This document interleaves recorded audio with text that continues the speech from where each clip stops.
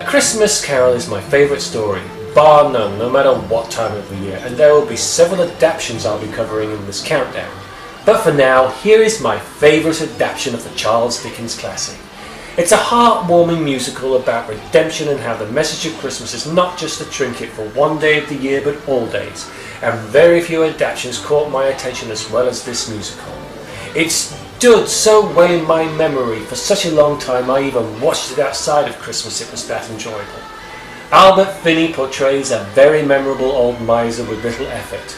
He's gruff, grumpy, self-centered and completely self-justified in his outlook on the world. You can't help but hate the old man in the beginning. The supporting cast are just as good.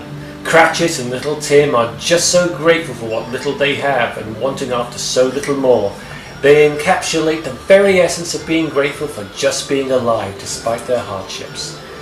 I remember hard times in my childhood, especially this time of year, and the children enjoying just watching the toys in this scene is so heartwarming for me as a window shopper in the day. And I learned a lot from Tim as a child in this scene, and just watching a toy show was just as wonderful to me as it was owning the toy itself. And the song they sing is so sad as it is uplifting to hear such a poor family sing it, and yet still appreciate what little they have, not even crossing their minds that they deserve so much better. Alec Guinness and the spirits play their roles to the ultimate degree. The past bringing the self-imposed pain of Ebenezer's past to home, and the present joyfully ringing in the harsh reality of Scrooge's legacy. But the real scary moment of the film is the ghost of yet to come. It was so well put together, and damn, he was as scary as he was meant to be. The scariest adaptation I've ever seen before or since. One very humorous but rather sad moment is when Scrooge is celebrating in a vision, dancing and singing with a crowd of people celebrating, unbeknownst to him, his own demise. It is sadly humorous to note that he remains ignorant even at the end of the song.